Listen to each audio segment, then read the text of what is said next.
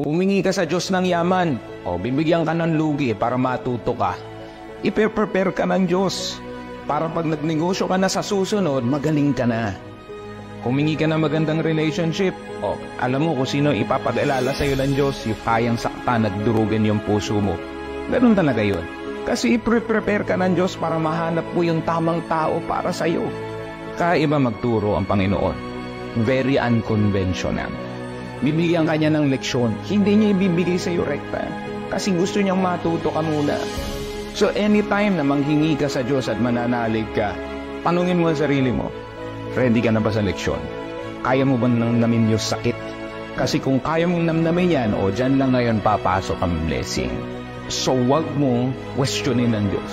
Huwag kang kakanta ka pa ng Gary B na kanta, diba natutulog ba ang Diyos? Hindi. Sinasagot niya ang mga prayers mo. Ayun nga lang, sa kakaibang paraan.